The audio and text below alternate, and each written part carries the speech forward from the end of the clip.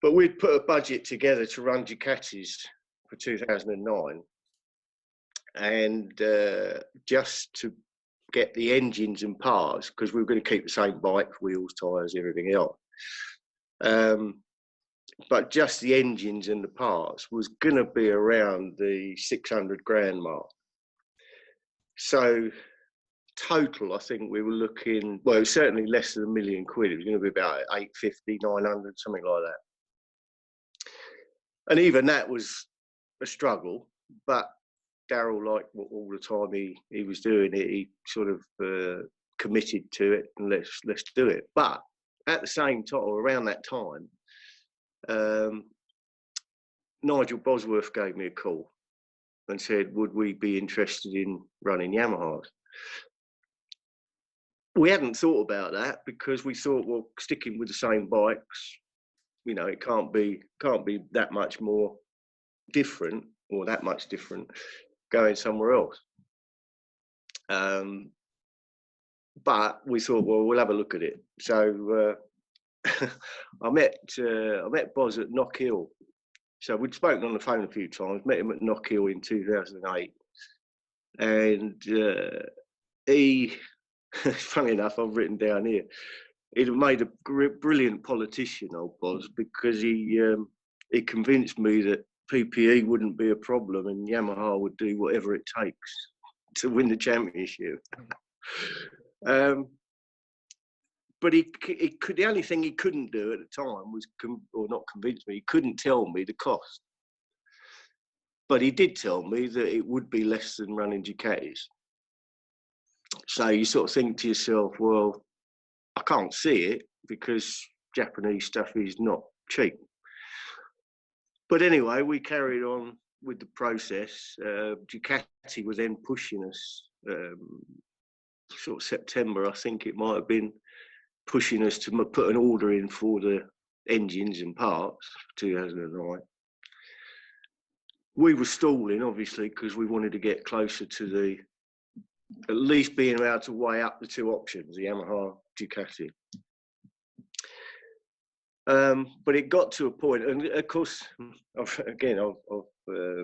having looked back, I wished in a way that we'd have finished at the end of 2008 from a personal point of view. We'll probably go into me taking happy pills at a later date, but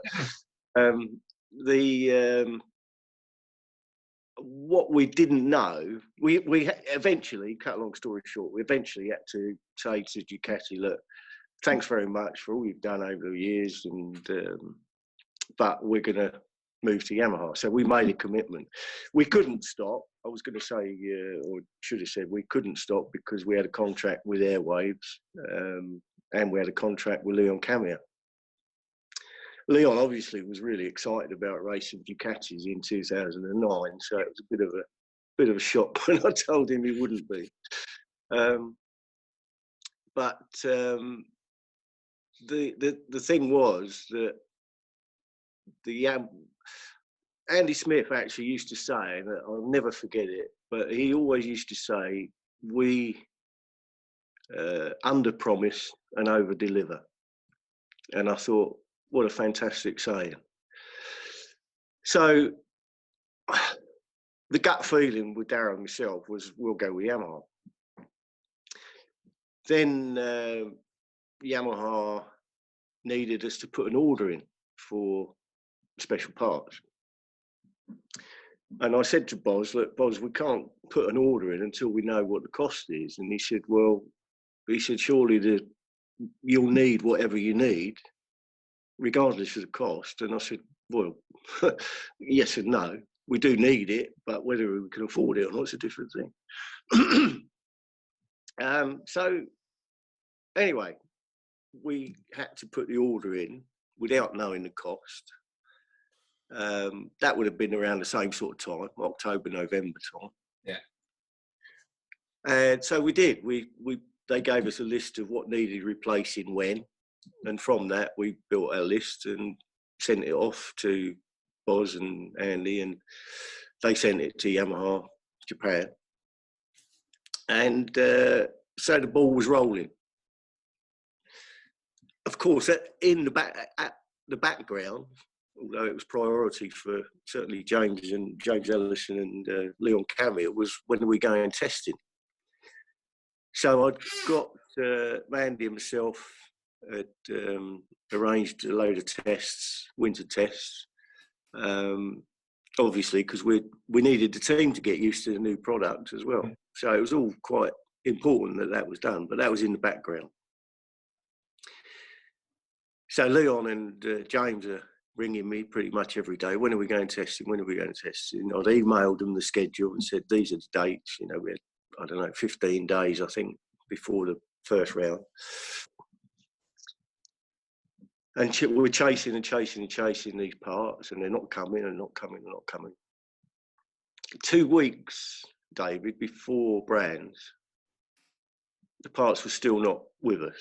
I remember. And we'd still not got the prices. So I was thinking, this is going to be tight, to say the least. 2 weeks before the first round, obviously, we should have done all our testing. All the bikes would have been built, the tests would have been done. Leon and James would have been happy with the bike, blah, blah, blah. So 2 weeks before the first round, I phoned Boz and said, Boz, look, this either is going to happen or it's not. But what we're not going to do is go to Brands and make fools of ourselves. Boz says, he said, I know. He said, why don't you build the same bikes that Rob Mack's using? Now, bear in mind, we've got a contract with Airwaves and Leon Camier to win the British Championship in 2009. So I said, look, Boz, sorry, mate, we can't do that. I said, you know that Rob Mack's tried as best he can, and he hasn't done it. So what makes you think we are? Well, yeah, but it's important for you to be at the first round. I said, yeah, I know that, Boz. I said, I do know how to run a team and manage it and win. So I said, no, forget it. I said, we'll do whatever we can. There's a big meeting between Daryl and Andy, and, you know, shall we go? Can't we go? Can we go? So we just prepped the bikes, pretty much standard bikes. I think we had some kit cams that were off the shelf kit cams from Yamaha. We put them in. And the first time the bike actually ran was the week before, probably Tuesday or Wednesday before the first round. No, you rang me. You rang me that day and said, listen to this. Oh, did I? Yeah. I said, what? I said, that's Leon's bike on the dyno for the first time. I thought this is going to be a disaster. We did too. I think, and people will correct me if I'm wrong, but I think we were getting about 187 horsepower out of the Ducatis, something like that, 190 maybe. And Leon's bike came out with about 172 horsepower with the kit cam. I think they were about 169 without it. So we could have gone with a standard bike. So honestly, it was so hard. It killed me, really. That's why I ended up back on the happy pills, because I come home, fell in the front door, crying my eyes out. Leslie said, "What's the matter? What's the matter?" I said, "Oh, we're doomed. We're doomed." So I was out of commission for, I don't know, 3 or 4 days, because I was on all sorts of drugs to try and calm me down. As well as smoking and drinking, of course. And I made it to Brands. I was driving down to Brands, actually, stopped off at the services just before the bridge. Can't remember what they're called now. Thurrock.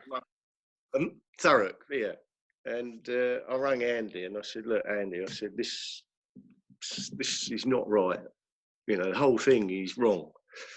Oh, by the way, what I didn't tell you was that, again, a couple of weeks before brands, we got the prices for the Yamaha stuff. Yeah, I remember seeing that too. I won't tell you what it was because I can't remember, but what I do remember is the total budget had gone from a potential 800 grand to 1.6 million. If we stayed with, well, not if. You had to. If we run the factory, yeah, we had to run the factory Yamaha. And we hadn't even got the parts, for Christ's sake. But I said, you know, we went to brands and we'd done the best we could, and actually, as it turned out, it wasn't too shabby. No. But I was going to say, actually, when I stopped at Thurrock Services, I rang Andy and I said that a part of your problem, Andy, is Nigel. You know, I said he's bloody great politician and he's good at telling me things that I want to hear, but we're not getting things done. So I did recommend that he fucked him off, but he didn't, obviously. Went to brands, done what we did at brands. Oh, by the way, going backtracking a bit, we went to Nigel Bosworth, myself, and Frankie went to Portimao Test, see the factory team, talk to Merigali and all those guys. When we got there, Boz said, come and have a look at this. So we went and had a look at the Yamaha truck. And he said, see that logo, Yamaha Racing Team or whatever it was on the truck? I said, yeah. He said, that's what we want on your truck. And I said, what? What do you mean that's what? I said, you'll get that on our truck. I said, but it won't be as big as that. He said, no, it needs to be as big as that. A 40-foot long Arctic with a 30-foot logo. That's like a title sponsor's logo. That's exactly what I said to him, David. I said, look, Boz, I said, you need to understand a little bit about what's going on here. I didn't know how much the budget, I didn't know it was going to go up to 1.6 at that time. But I did know that I had a feeling it was going to get a bit scary. So I said, need to understand a little bit of hierarchy here, Boz. I said, in the first place, I said, we've got Airwaves as our title sponsor. So they will want probably, if we're lucky, 70% of the truck, of the branding. If we're not lucky, it's going to be 80 or 90%. I said, and that puts you way down. Secondly, then we've got GSE. I said, who are putting in as much, if not more, than a title sponsor. So I said, I don't understand your thinking. I said, I can't imagine that you seriously believe that's going to happen. Anyway, cut a long story short, I went and sat in the car for the rest of the day. I thought, I can't argue with him anymore. It's just pathetic. Anyway, so that happens. Then we go, yeah, as I say, we went to brands. And as you can imagine, both James and Leon were very conscious. We were all conscious of the fact that they hadn't done any testing. But I really do have to thank them both for their patience, albeit a bit heated now and again. But of course, the other thing was when we did get this revised budget that we were expected to spend, one of the other costs that was, well, I went to the team and said, look, there's a chance this ain't going to happen unless you help out. And they said, what do you mean? And I said, well, we're all going to have to take a pay cut. All of us. Even you? Even me. Right, okay. Yeah. I think, yeah, I'm not going to give you figures. Anyway, but it was either, it truly was a case of either we take a pay cut or we pay off Airwaves and Leon and call it a day. That's how bad it was. What was the difference between your total sponsors budget and what you had to pay? So if you add Airwaves and you add GSE, what was the gap between that and the 1.6 that it was going to cost? Well, let me answer it another way. If we'd have carried on with Ducatis, GSE's exposure would have been about 120, 150. Right. So the airwave sponsorship was quite considerable. It Right. was very considerable, actually. It was a good deal. So obviously, we all took a pay cut. It didn't make a huge difference because none of us were on shed loads of money, in spite of what people might think. But as you know, it happened. It went ahead. We won the championship. But in between time, leading up to it and during the season, it was just a headache. Now, one of the other things that happened was when this boiled my piss, I think is the thing people say nowadays. Yeah. I got a phone call from Leon Camia towards the end. I think it might have been even the last round, Donington. Leon rang me and he said, "Look," he said, "I've been offered a test ride on the Aprilia. Can I do it?" And I said, "Well, yeah, of course you can." You know, I said, "We haven't got a deal for you next year yet. Don't know if there will be one. We don't want to stand in your way of, you know, getting a possible deal."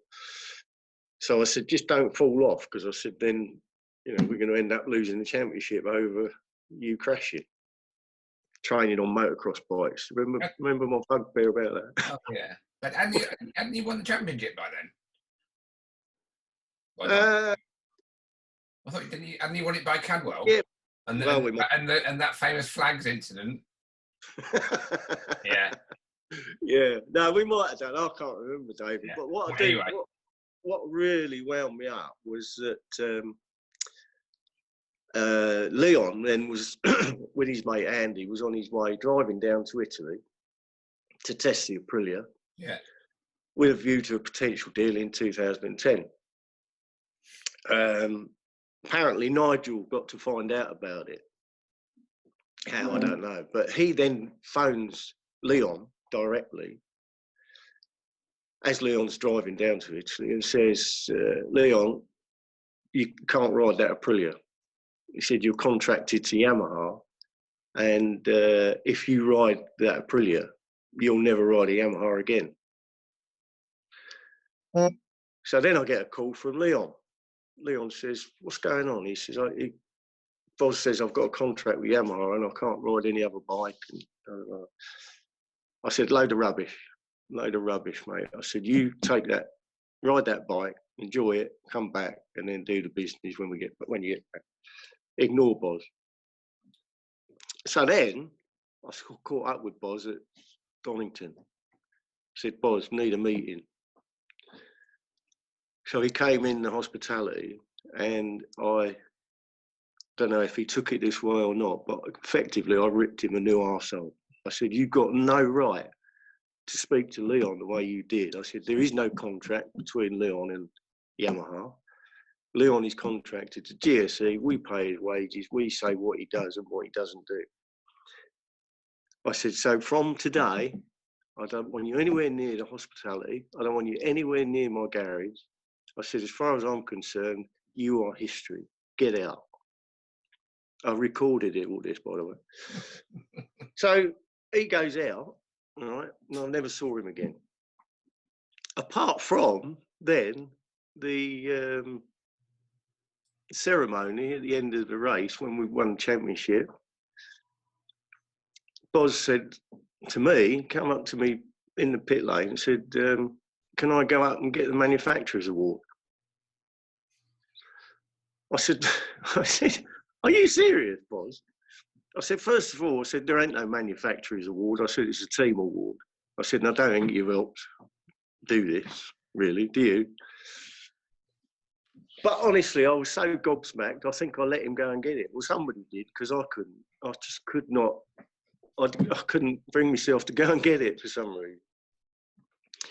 But, you know, the point of all this, really, David, is that I've been reading a lot about people's struggles, riders' struggles, and team struggles during racing, and GSE and me as well, even before GSE, had quite a bit of success.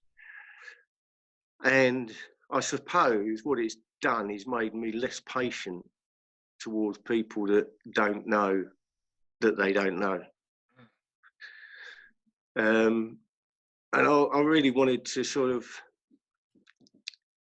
not highlight, but make it known, really, that there ain't any teams that are racing that don't have their struggles. But there are just some teams. There's some teams that just don't let it be known that they're struggling.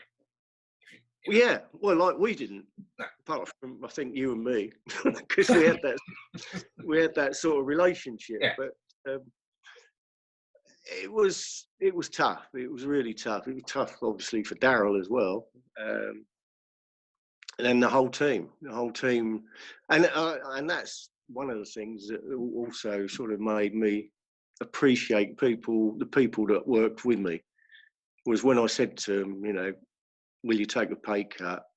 I didn't even have to say we wouldn't be racing if you don't. They just said, yeah, of course we will. So there was a lot of angst, but also there was a lot of camaraderie, if you like, within the ranks, you know. And on almost all of the people who worked in that team at that time are still either working in BSB or World Superbikes or in MotoGP. A big percentage of them, yeah, absolutely. Frankie's in MotoGP. Yeah. Pete is in World Superbikes. Christian's in World Superbikes. What Luca working for Ducati somewhere? Yeah. So Desmo works for McLaren now, doesn't he? He worked for McLaren, yeah. Yeah. Him.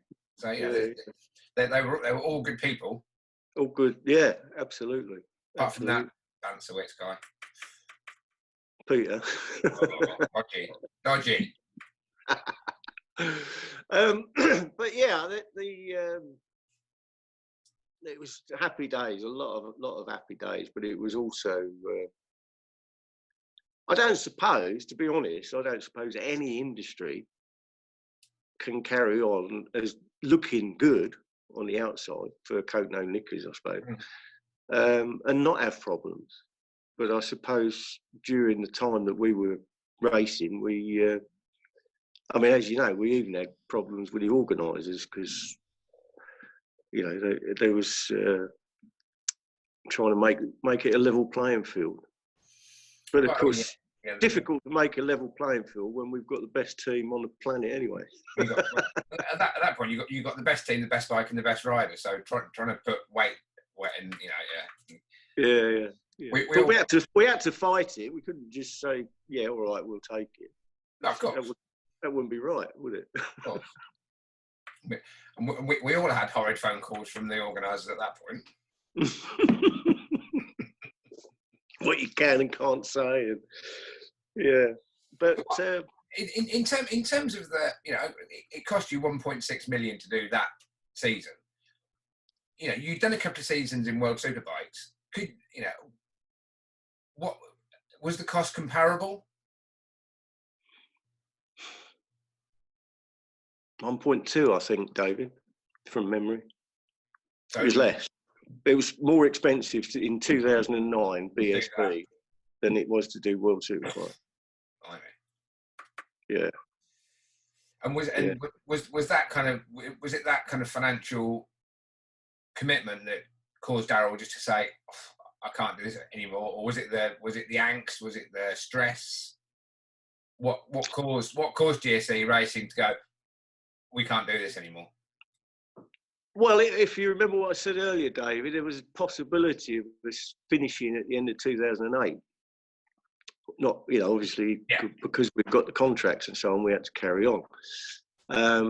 And as I said, the recession hit bad, and obviously Darryl's business was building and civil engineering, which, you know, took the recession got hold of him and his company earlier than it did most others. So, you know, I suppose, and there's no question that we could have carried on in racing to make the numbers up.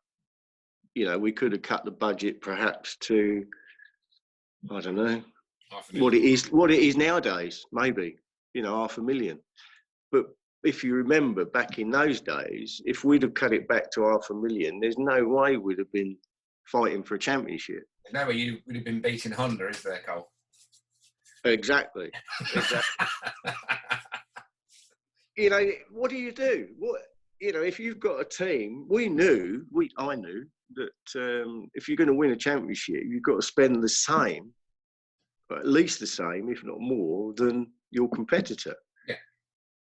Well, if Honda ever, I mean, obviously they have a budget, but if they ever took into a whole budget, you know, their workshops and all the other stuff that's a fixed asset, if you like, then they were probably spending nearly £2 million, I'll bet you. You know, without too much exaggeration. And of course, the only bloke that's doing it now is my mate Birdie. And he's doing it properly. So the only way to curb it, if you want to make it even Stevens, is not just the showdown, because that you know, that just keeps people waiting until the end. But you've got to do what Stuart Higgs has been. Not Stuart Higgs, sorry. Hawkman, Stuart Picking. What he's been fighting for best part of 20 years, I think, is you know, either a budget limit or a rules limit, whatever it might be. But the bloke who spends the most money can afford the best bikes and the best riders. And, you know, the only way you could stop him doing that is by moving Hadrian's Wall 100 miles south. Yeah, exactly, yeah. So I don't know what else to tell you, mate. I think I think that covers it.